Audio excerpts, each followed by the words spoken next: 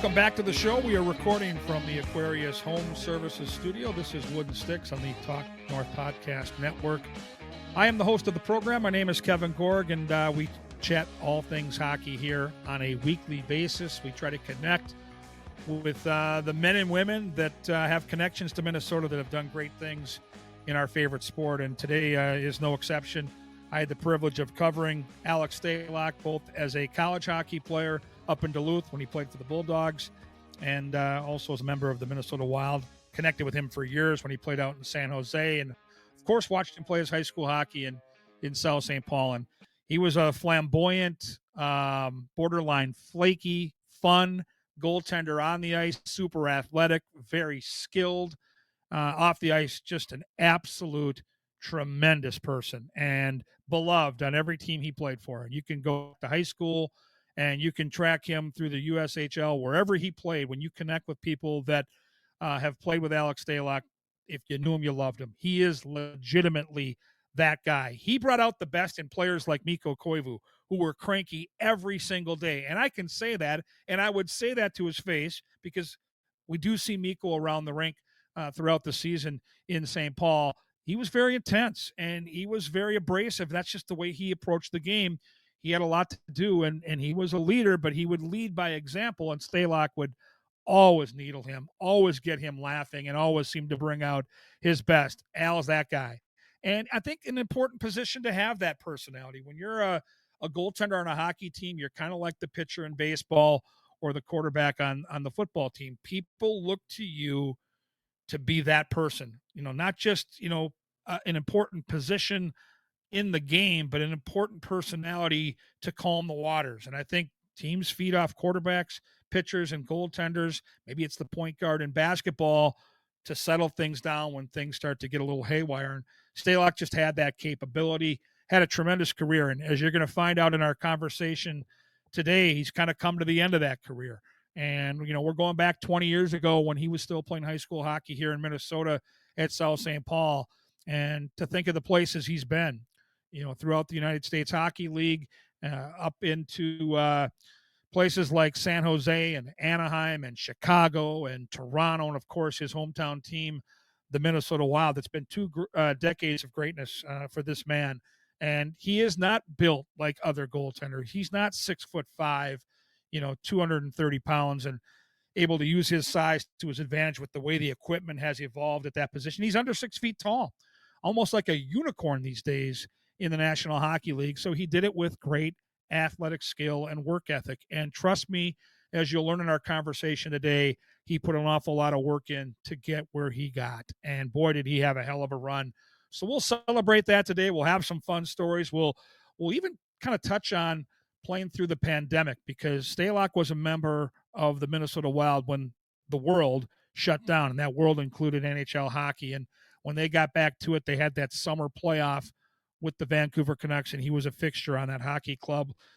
Kevin Fiala was in his prime. It would lead Kevin Fiala to that big contract with the LA Kings. It would lead the Wild into that great trade where they got a first-round pick and Brock Faber. So I think both teams ended up getting something pretty special out of that deal. So it'll be fun to hear from Minnesota's own today here on the show with Alex Stalock, South St. Paul's own. And speaking of keeping it local, I got to thank my good friend John Schweitz. We do a podcast together called The Kindness Chronicles, which is a charitable endeavor. And charity is kind of the fixture with John's company, because John works for the Freemasons here in Minnesota. When you hear Freemasons, I'm sure you think of the secret handshakes, those goofy hats, and maybe those pancake breakfasts. But Minnesota Masonic Charities would prefer that you also think about the work they do right here in our community at places like the Masonic Cancer Center at the U of M, or the Masonic Children's Hospital, and of course, the Masonic Home over in Bloomington. They're just a few examples of the important work that John Schweitz and the Freemasons do and support right here in Minnesota. It's the largest fraternal organization in the world, and Masons have consistently answered that call when it comes to charitable needs. I'm so happy that John Schweitz and Minnesota Masonic Charities are a part of our show here on Wooden Sticks. And when we come back after this quick break, we bring you the great Al Stalock.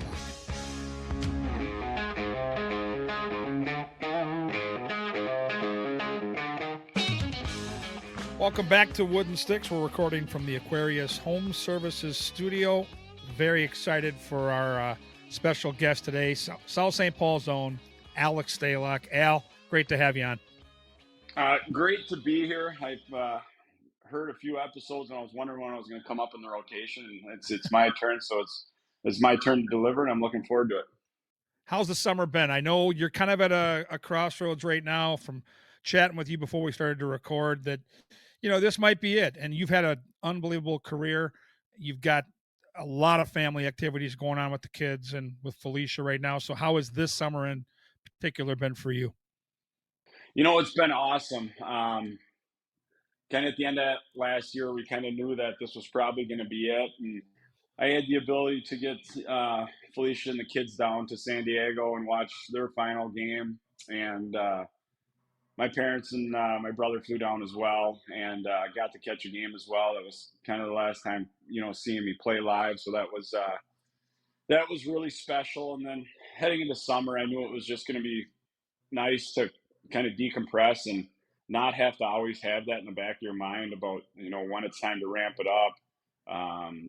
Competing for a job at training camp, and all that, and it was a nice feeling to kind of just be able to relax and focus on family time. And youth sports kicked in right when I got home, and I was able to help with my son's baseball team out here with Lake Elmo. And I had so much joy just being in the dugout with these kids that were playing a game just, for the love of the game. And there was no pressure on them, just to go out and have fun, have a smile on their face. And it was so refreshing to go from, the professional side of sports to the youth level and to baseball at, really its purest form was really fun. And no question, it's been a great run. It's a privilege to be a professional hockey player and get paid to do something that you love. And anybody that knows you, anybody, Al, that's watched you knows how much you love the game of hockey. So what are you going to miss the most? Because I can tell you, getting ready for training camp and the grind of not only camp, but the preseason and then the length of the season with the travel, being away from your wife and kids, I know there are a ton of sacrifices. So there are some things that are going to be, I think, a benefit to retirement. But what are you going to miss the most about the cadence of a hockey season? Like you said, the travel and all, being away from the family. As soon as you start growing a family and you have kids and you have a home base, that's obviously a whole new element. But like you said, what are you going to miss? The game of hockey has brought so much to not only me, my parents, my wife, and my kids and brother and extended family and friends in the game. But just the team aspect of it. The game on the ice is obviously one thing. The competitive nature. You want to win every game. You want to put on a show for your fans, especially your hometown fans when you're playing. When I was playing with the Wild, but there's so much more to the game than just what people see at 7 o'clock at night. And the locker room in the morning for practice, plane rides, bus trips, hotel rooms. That's the stuff that I'll truly miss is where you actually build the team aspect of the game. Um, yeah, that's where I really thrived and had fun with that part of the sport. And, the amount of people that put their work in to make it as enjoyable as possible to be in the NHL. I'll never forget, all the trainers and staff and coaches and media members that made it so enjoyable to go to the rink. And at the end of the day, I'll always miss waking up and being able to go into a locker room with 23 guys and sit down and have a coffee in a lounge and bullshit about what happened the night before, or what's going on at home, or what happened in the at the game. And that's definitely the part that I will always miss. Well stated. And let's go back to where it all began. This was Wooden Stick, so we like to go back to the start of the whole thing. And when you were just a little guy, were you thinking NHL, college, high school hockey? When you grew up in South St. Paul, it's such a mecca. And people that don't know, at the time it was Wakota Arena. Now they call it Woog Arena, as we honor Doug Woog. But that is a very hockey centric community.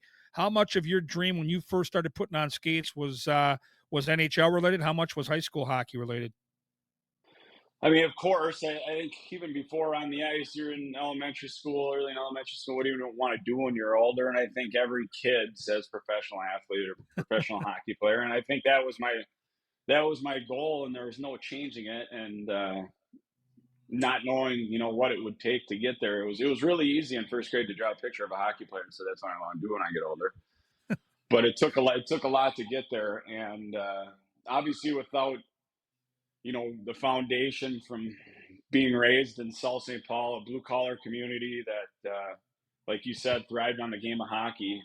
Well before I went through the youth hockey program there, it set me up to, I think not only be the hockey player that I eventually became, but the person I became is, coming from, surrounded by good people, good family friends. I was really fortunate to have, great friends that, we never steered off course, and we always had fun and competed with each other, and, you know, stayed out of trouble, which was the biggest thing. And, I'm always grateful to say I'm a Packer, and um, it's a very storied, obviously, city for hockey, and they still go down to what is now Woog Arena, and it's really cool to see, obviously, the not only the men's but the women's state championship banners or the tournament banners hanging from the rafters, the retired jersey, and the history all over the walls is really special. And I still get texts to this day from people that I've met, whether it be Chicago or different cities around the NHL, that end up bringing their kids, and they go down to Woog Arena and see pictures of players that have went through there, and it's very special to at the end of the day say Sault St. Paul is where it all started. Were you always a goalie? Like when you first started playing, did you start? I think a lot of times in mites, I remember from a personal perspective, my very first game in mites, I played forward, and then after that, I went into the goal and I stayed there. What was your journey like? Very similar to that. I played out. I mean, I don't think many parents bring their kid to be a goalie, right? Or I hope not. I guess I'm just starting to get into the youth side of the sports for hockey, and um, it's every kid shows up with player's gear, right? It kind of he kind of gets pushed into one position, and if it so happens to be goalie. But I think for me, having an older brother that was only a year ahead of me and in sports was obviously, I don't know if you call it great or good or bad for my game, but in order to hang out with their friend group, which happened a lot, was that they needed a goalie, whether it be street hockey or on the ice in the winter. And if I wanted to hang out with my older brother, it was getting that, and it slowly morphed into, ended up just always being a net. But like you said, I was really fortunate at South St. Paul to skate out and play forward all the way through Pewees, which is very, very rare. But with the numbers we had at South St. Paul, and it just so happened to work out at the time, and I could the nights I wasn't in net, every other game I'd play forward, and it really benefited me learning how to play the game and seeing the game from a different aspect. And I'll always be grateful that I got to do you know play forward, play D, and play out. Where a lot of these kids now, I feel so bad that in mites you're a full time goalie and they don't get to learn the game from the other side. How much of that impact the way you play the puck? Because I think anybody that watched you play at South St. Paul, UMD, or in the pros got to see a guy that was one of the top, if not the very best, at the offensive puck playing skills a goaltender can bring to the table. Was that the precipice for that? And how much did you work on that skill as you developed into a standout in goal? It did help a ton. I think as you got older, you realize how much it benefited your defensemen to not take as many hits. Obviously, at an earlier age, you're trying to always make the long pass and trying to make stretch passes, but you realize that you get older, that's not as effective, and it's more a lot of times a 6 8 foot bump pass to defenseman to not allow him to get smashed into the glass and put him into a bad spot. So I think it evolved over time, but it did take a ton of work, and I'm really lucky that when I did skate out, I was a left-handed shooting forward, and in net, I am left-handed when I play the puck, so that's really a huge aspect of the puck playing part. But you look at a youth hockey practice, and at the youth ages, not a ton of coaches or assistant coaches may know what to do with a goalie when you're doing teamwork in one zone, right? And, you get bored. I mean, everybody, if you know me, you know my mentality is I can't sit still for longer than a couple seconds. So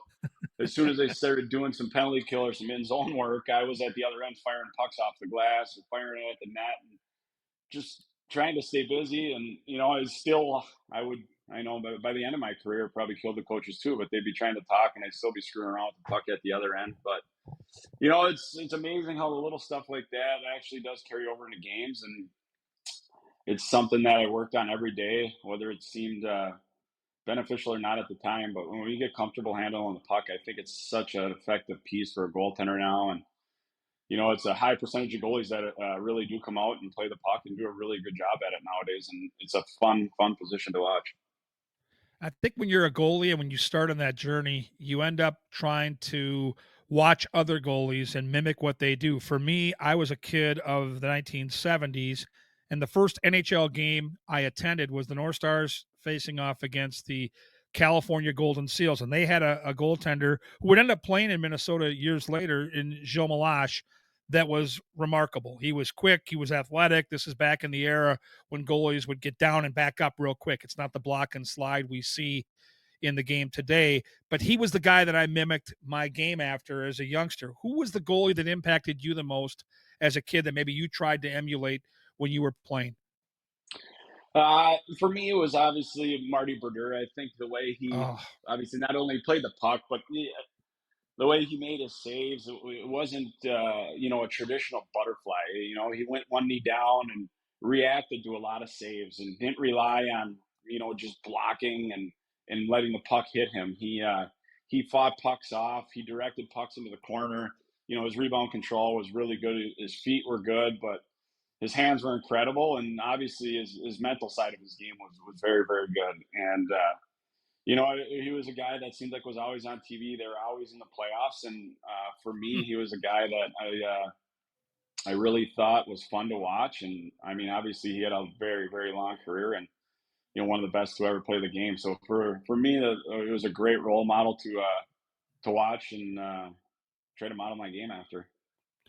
So you're getting going. You're playing youth hockey. You're every kid in Minnesota. Your goal is to end up playing varsity hockey. At what age, Al, did you realize that not only might you be a starting varsity goalie at South St. Paul, but you might have aspirations beyond that, and you might be good enough to one day play college hockey at that position? Because I think that's a big part of the dream when you're a youth hockey player. Yeah, right, and it's so tough. Both my mom and dad, they weren't hockey players, so they didn't know a ton about going through the next level. What was junior hockey? What was college hockey? Trying to navigate all that is tough for a kid going through it. And my brother was a year ahead of me, and he went through the same process. And I think when you finally make the varsity team, you're just so happy to be a part of the group that you played with growing up. Since you guys were mites, and that was the coolest thing in the world, is just to get to the state tournament. And we, unfortunately, we did my junior year. And it was obviously very special to share the ice with my brother. But some of the closest friends I still have to this day, and we still talk about it when that group gets together, some of the funny moments throughout the tournament or the memorable moments, whatever it may be. But even then, you don't know how this whole process works. And then you get a call all of a sudden from a team that, hey, we're heading to the USHL draft. We might take you. But, at the time I was going into my senior year of high school, and I didn't know how all that worked. If you were going to lose, ability to play high school hockey if you went to a tryout. So going through all that was a learning experience. And I was lucky to get drafted by Sioux Falls in the USHL, and they ended up keeping four goalies, I think, after a tryout. So I had to make a decision: do I go back to high school hockey, or do I risk going to this tryout and maybe getting cut and now coming back and have where do you play now? And I got really lucky that Mark Carlson, Cedar Rapids, took a chance on me, and he ended up trading for me that summer, knowing that they kept four goalies. And I ended up playing for a coach there that really, really taught me not the game of hockey, how to on the ice, but off the ice, how to prepare, how to be, a grown adult away from home for the first time. And I still think that was the biggest step in my hockey career from high school to juniors. not only the skill level, the size of the guys, and obviously leaving high school after your junior year is really tough. You got to bypass your senior sports when you're probably supposed to have some of the most fun of your high school career. And it's a very tough decision. I still look back now. It was hard, and you got to make sacrifices. And that was one of the probably the biggest sacrifices I had to make in my hockey career. And I can relate. I waited until the summer after my senior year. I got drafted by the Des Moines Buccaneers, and the USHL. It's an amazing league, but it's quite the grind. And as you mentioned, Al, it's your first time away from home, and for you to do it a year earlier when you're that much younger, and I had a lot of growing up to do, and that was a very impactful year in my life. So, how valuable was that time for you? Knowing now, of course, we know that you've had this long NHL career. You've been able to bounce around and be a really key fixture wherever you've gone throughout the NHL and these organizations. But how much did that time away from home, learning how to do laundry for the first time, learning how to budget your time to work out? I just remember the grind of the schedule, the travel, the sleep buses, the road trips. It was ridiculously exhausting. Even though, you're 17, 18, 19 years old, that year kicked my ass and it was good for me. I needed that. Absolutely, it was. I do remember the first month. I don't know how many times I called my parents and said, "I'm coming home tomorrow. Me I'm done. I'm too. coming home tomorrow." And I was missing our high school football team. We had a hell of a team that year. They ended up going to the state tournament, and my parents probably got called every night about 9 o'clock saying, this is it. I'll be home tomorrow. And, they just, thank God for them. They kept saying, just give it one more day, give it one more day, give it one more day. And, eventually it did get so much better, and it was so fun. And obviously a ton of credit to, I had an awesome billet family down there that I had for 2 straight years. And, they were still to this day, they came to a game recently in Chicago, and we still keep in touch. So that's obviously really special. But that year set you up. Obviously, going into your second year of junior was so much easier.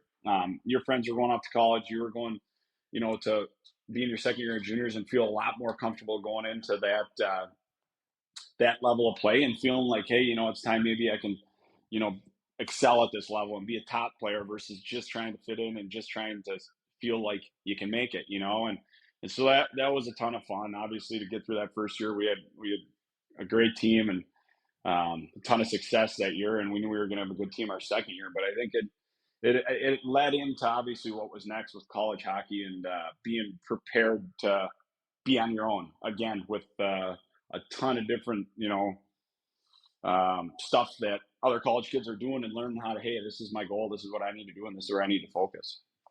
So how did you end up at UMD? Were there any tough choices? Were there different schools that you were looking at where you had to really make some tough choices? And were the Bulldogs always one of your top picks? I did go on. Visited a couple other schools. I visited St. Cloud State, University of Minnesota, and I also visited Michigan, which is a funny story. I was supposed to visit Michigan, and my parents were going to meet me out there to do my official visit. And we had a terrible storm down in Cedar Rapids, so my parents made the flight, and I didn't. So I didn't go on my visit. My parents ended up going and doing the whole visit just with the coaching staff and maybe a couple other players that were with their parents or whatever on the recruiting trip.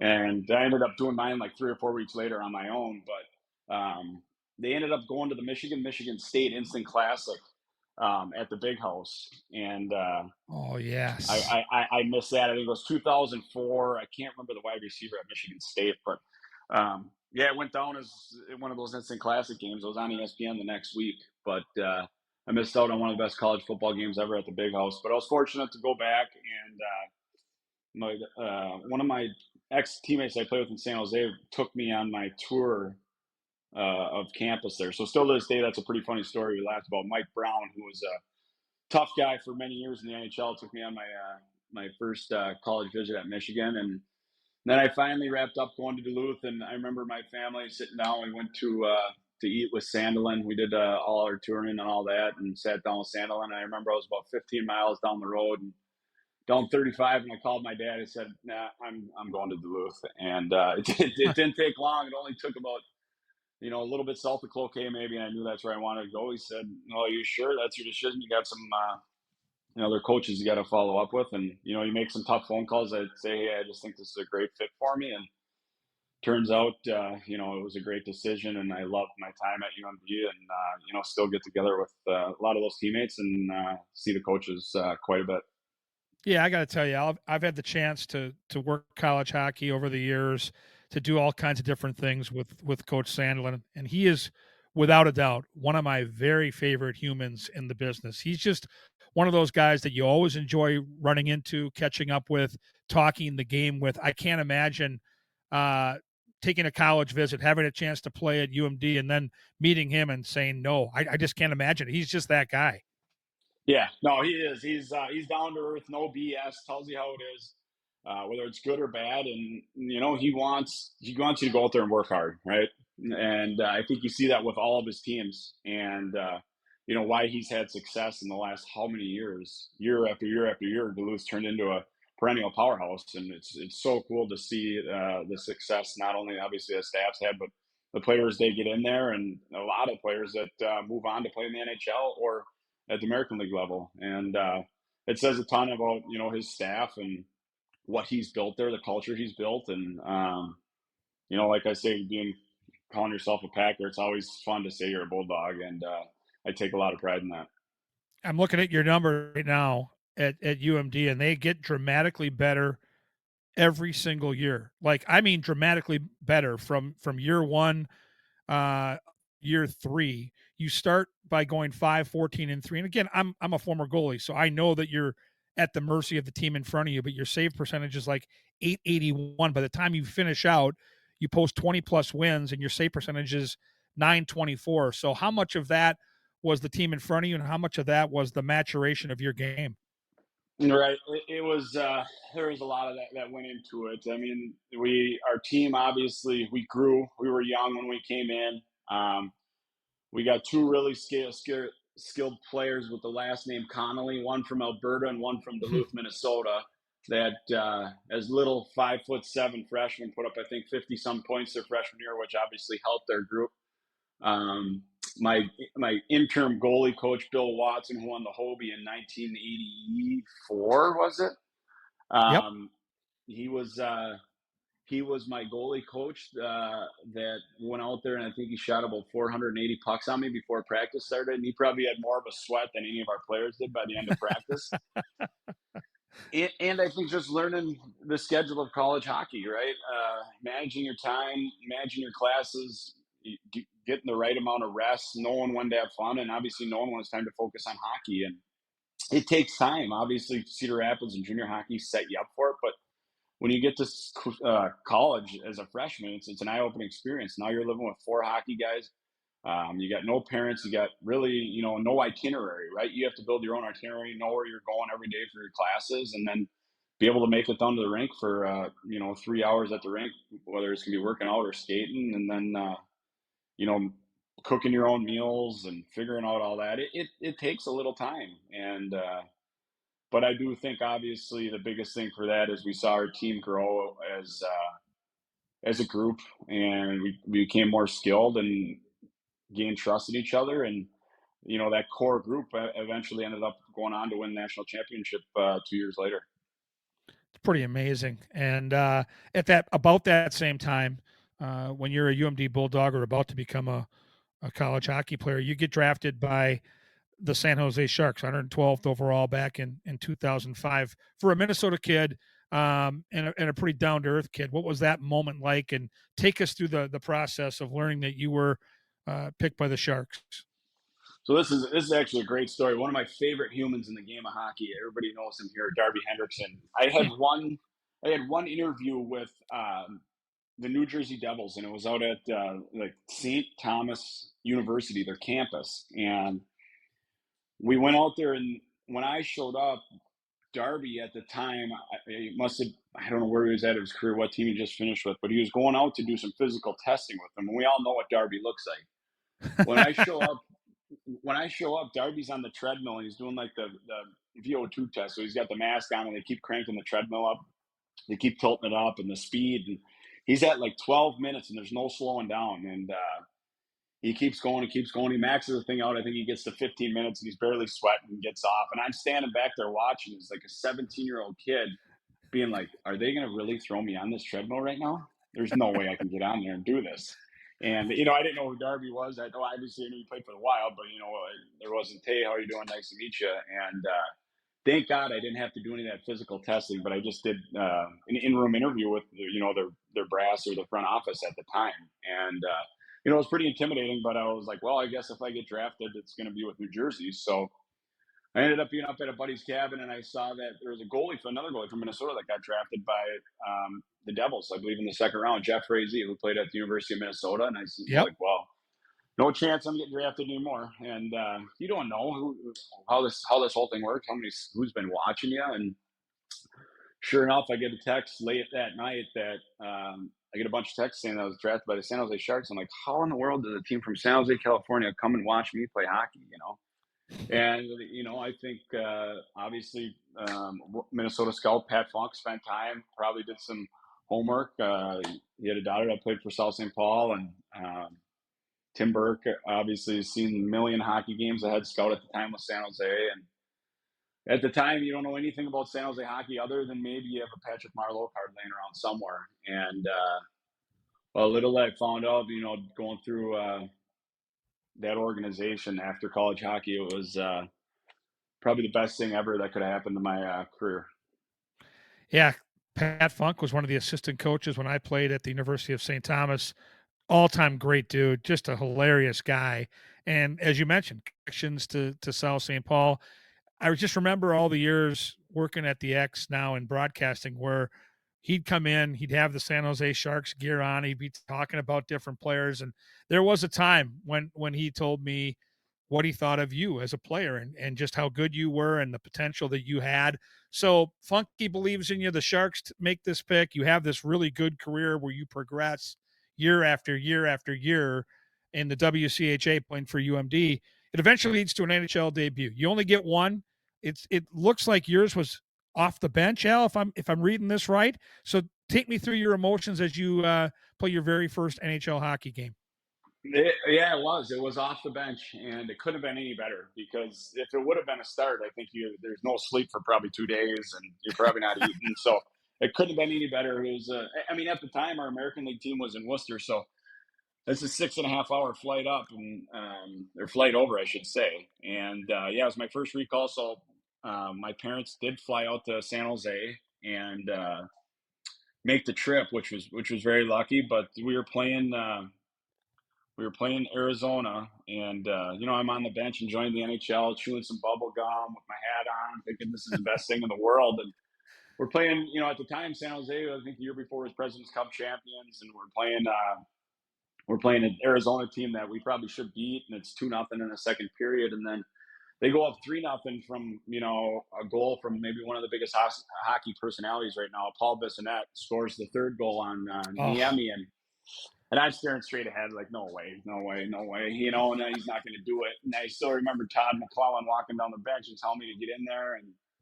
And your heart goes from probably 80 to about 190 in a matter of a second. And I come hopping over the boards and go in there. And obviously the team in front of me did a great job. I don't know what the final stats were. I think I might have had like 8 shots the rest of the game, and we ended up scoring 5 goals. And Wow. we won the game 5-3, and it was I think it was Patrick Marleau's 1,000th game, so it was a pretty special night. And to go in like that obviously saved a lot of wasted energy to have to go in halfway through the game instead of thinking about starting for a few days. Well, you and I both know, and if the listeners don't, I got to tell you, when the Sharks were at their peak and when that building was full every night, you'd be hard pressed to find a louder arena in the NHL than the Shark Tank. So down 3-0, you come in.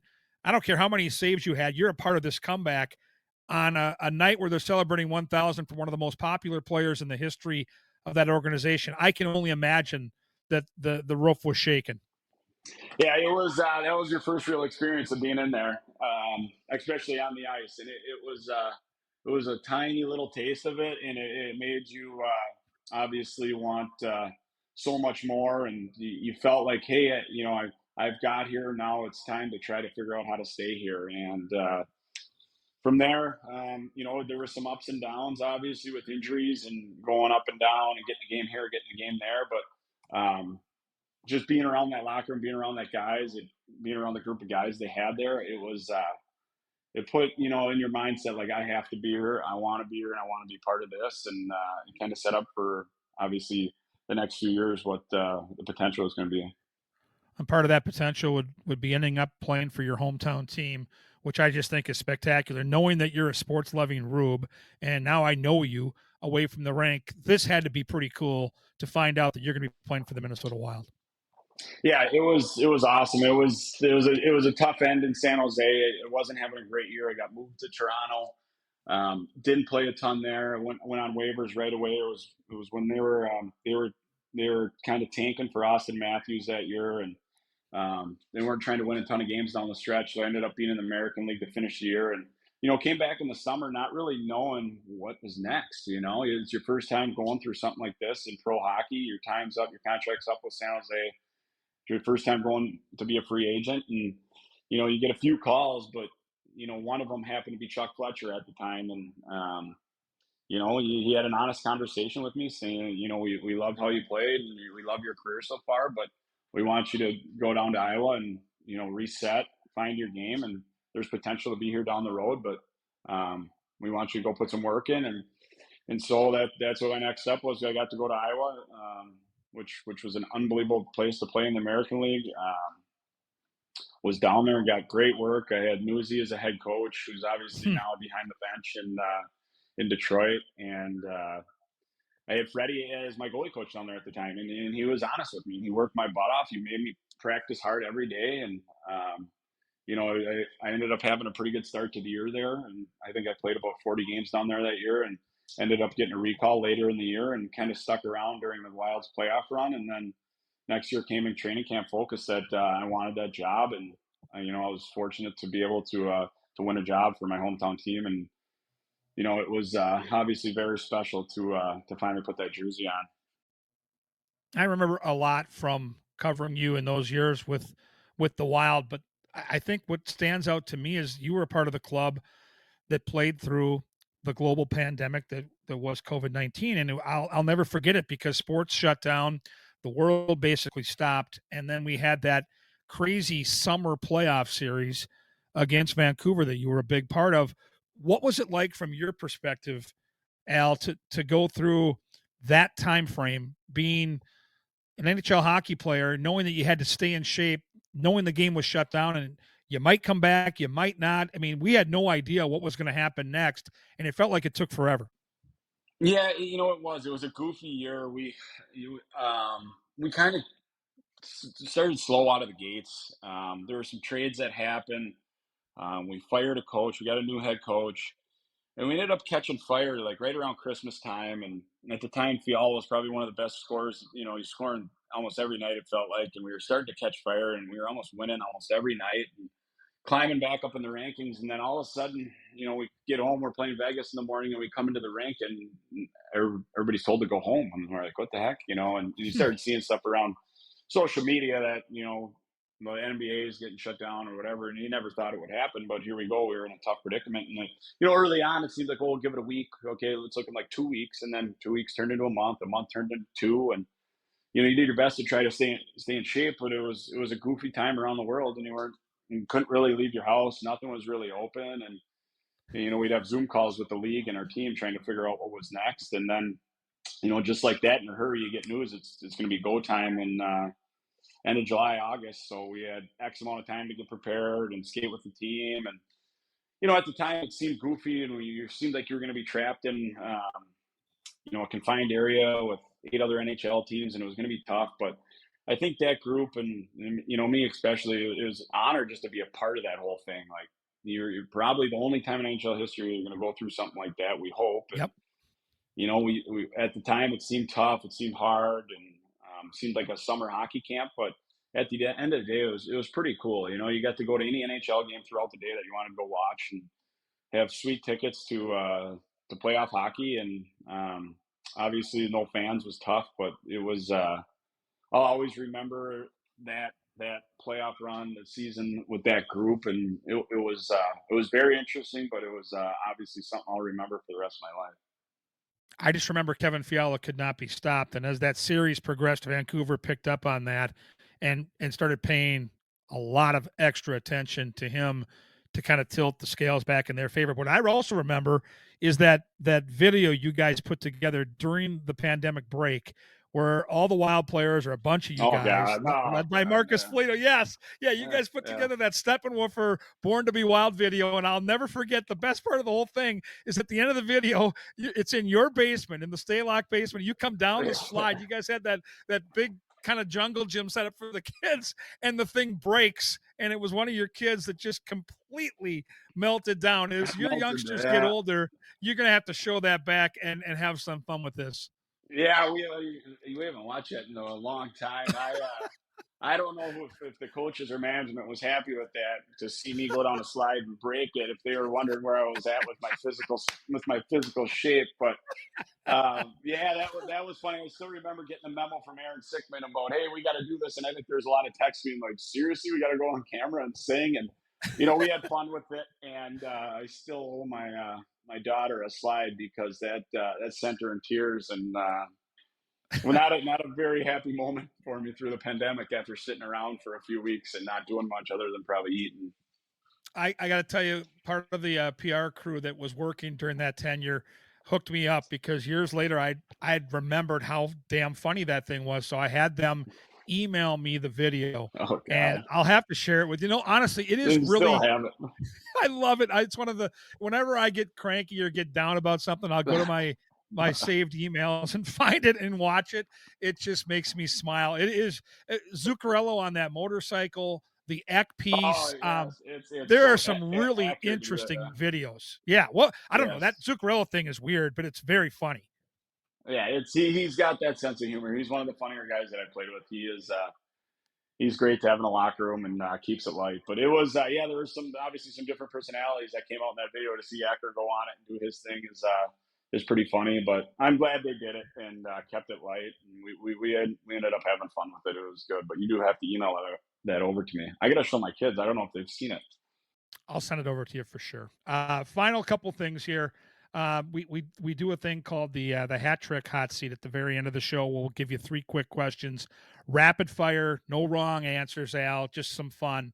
And I'm going to start with this one, and this might be a hard one, but I want one person. I don't want like, oh, this No, guy's my good. God. The best Yeah. player. I don't care if it's practice. I Oh, don't care if it's summer hockey. I don't care if it's playoff hockey. But the best hockey player you ever stopped. You made the save or at the moment, or there was a game where you shut them down. Who's the best player that you faced? Connor McDavid. I think I stopped him once when I was in practice with him when I ended up in Edmonton for a short time. But he just firsthand being on the ice with that guy, it's a whole different game. The sound his skates make when he tears through the ice, how fast his hands going, how fast his body's going, and his brain can actually keep up with it is pretty dang amazing. And I've had I've been unfortunate actually to have to play against him on the ice in games too. So he definitely is right now I think the best player in the world. Yeah, I can't argue that. He's the fastest player I've ever seen with the puck, and most players can skate real fast if they play NHL hockey, but they all seem to slow down when they get possession of the puck. He's the one guy that almost gets quicker when he has the puck, and to your point, can do things with the puck that just don't even seem real. We saw some of that in the playoffs last year. So now we'll get away from the on the ice and go to off the ice. In all your travels in professional hockey, if you had a night off with the green light to go out and have a good time with your teammates, what would be your favorite city, your top pick to have that off night? Early on it was Nashville. I love Nashville. I love country music. It's so tight down there in downtown. You're close to everything.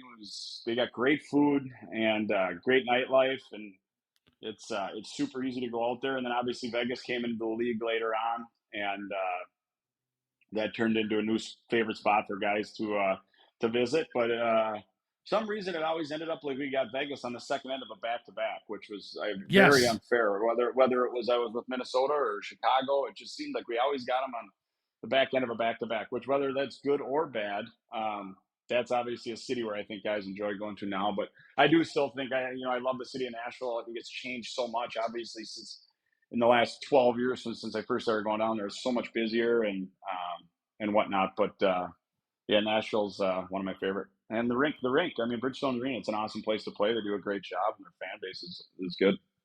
It's always packed. Yeah, even though they've had good teams, they've had bad teams. That rink is always packed, and there's always something to do in the Music City. Final question. This will take us back to when you were a lot younger. I'm really curious here. Your first concert you attended. I want to know the venue, where the concert was, and I want to know the band that you went to see. XL Energy Center. Mm. The Boss Oh, with my parents. I must have been, geez, I don't even think maybe middle school, but I would say late elementary. I saw the Boss at the XL Energy Center lower bowl, probably about halfway up, stage left. I still oh, remember I was, yeah, aisle seat. It was great. I grew up listening to, I love music obviously to this day, but my parents are huge Springsteen fans. I always had it on in the car, and I still am to this day, but pretty lucky to say the first concert you ever go to is the Boss, and I've seen him a couple times later on after. But I got a concert tonight. Tonight I will be really? going to see. Yes, I'll be going to see Hootie and the Blowfish, and Yes. Hootie and the Blowfish, and leading off for them is Collective Soul. Interesting Oh yeah. story. Collective Soul's rhythm guitarist was my neighbor this year in San Diego. So I'm gonna go see Collective Soul tonight, and then Hootie and the Blowfish will cap it off at 9 o'clock out at the Somerset Amphitheater in Wisconsin. Oh, that's fabulous. Circling real quick back to the Boss. When you're that age, if you could get a T-shirt or like one of those concert programs, or even back then they had ticket stubs, I'm sure. Was that something you brought into school the next time you got together with your classmates to show that you got to go to that concert? Because that's a big time show, and you want to at least show your buddies that, hey, I was there. Yeah, I just showed up to school the next day with the tight jeans and the leather vest, so they knew I was there. And I had the slick back hair, and I think I had the American flag bandana hanging out of my back Yes. pocket. They knew where I was. They knew where I Oh was. God. No, I don't know if mom and dad got me a shirt that night. I think the tickets were enough, and yeah, it was a pretty cool night. Very cool. This whole conversation has been nothing but fun, and we could do this for another hour in a We blink. sure It's could. gone by quick. There'll have to be a part two. We can circle into that relationship with Miko Koivu and all the fun you had at Oh his God. expense behind closed doors, and of course our mutual friend Paul Allen. There just wasn't enough time on the tape today, but Al, I got to tell you, a blast chatting with you, and I do look forward to seeing you now a lot more frequently at places like the press box at Canterbury Park. Absolutely. No, thanks a lot. Thanks again for having me, and we'll see you hopefully at the press box at the XL too through some Yeah, games and being around the absolutely. rink, being around the guys, checking in on cards, making sure he's doing good, and then obviously watching hopefully a good Wild year. Yeah, hopefully it's a great year for them, and can't wait to see you soon, buddy. That's Al Stalock. You're listening to Wooden Sticks from the Aquarius Home Services Studio. I'll be back after this quick break, and we'll put a wrap on today's show.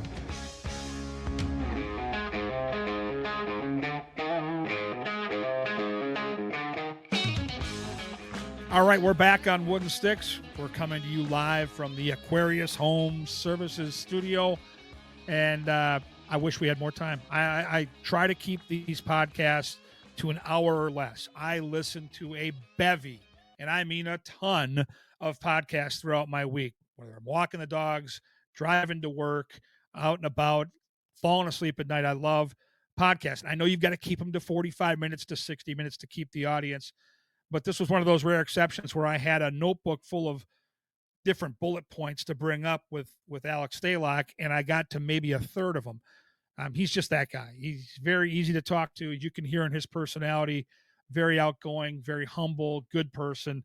I think that all kind of played out today on the show. And, it's a privilege to work in the National Hockey League at any level. And I think for almost 2 decades now, I've had that job as sideline reporter. You come and go, and teams and coaches and the numbers and the rosters and all that, it's always in flux. There are certain people that you just know, especially if they're local and they're going to live local after they're retired, that you're going to stay connected to for a long, long time. And Alex Stalock is certainly one of those guys. We're recording this Thursday, right before I head out to work at a Canterbury for my summer gig working with the ponies. And when I get to Canterbury, I always stop in and say hi to Al and I's mutual friend, Paul Allen. And when you walk in PA's kind of perched, his little office where he calls the races from, there's like this beautiful sports office filled with memorabilia from all walks of the sporting world. PA's been on KFAN now for roughly 3 decades, and one of the most cherished items in his office is right to the right of the door, this big old San Jose Sharks jersey, autographed by Alex Stalock to PA. It's right next to his Dark Star picture. God rest his soul. And so every time I walk in there, I take a peek at that. And between the picture of Dark and the signature from Al, going back to his Shark days, probably right after he got drafted, all of us in Minnesota so proud that one of our own was going to be an NHL goalie. It's a cool piece to the puzzle that is our press box out in Shakopee. So tip of the hat to PA and to Alex Stalock, and I want to thank Alex for being a little flexible. We were supposed to record yesterday, and he was driving back from a family trip from Chicago, and the connection just wasn't good. We made multiple attempts to get it done. It didn't work out, and between him and my great producer Alex Hagen, we were able to postpone it till today, and it worked out great because, as I mentioned, we could have gone on for a couple hours. Good stuff from Stalock there today on the show, and looking forward to other opportunities. First, we need more people to be a part of the show. We want you or someone you know to be one of our sponsors so we can pump up their business. Karen Cleary can get that done. All you got to do is email her, K Cleary, which is KCLEARY at talknorth.com. And of course, I'd love your input on some guests that you'd like to hear from in the coming weeks. We're getting very, very close to training camp, and I think Bill Guerin might be a logical choice to have on at some point in and around that time of the season in September. But all you have to do is ping me on social media. The best place to find me is probably on X, which is formerly known as Twitter. I'm at Gorgamatic21. Send me a quick note. Let me know if there's a hockey player, coach, manager, somebody out there with connections to Minnesota that you'd like to hear from, and I'll do my very best to make that connection. And as always, we're here to make the show better for you. And if you have any suggestions, give them to me. We'll do the best we can to make it happen. Thanks again for listening. I'm Kevin Gorg, and for Alex Stalock, this is another fun edition of Wooden Sticks.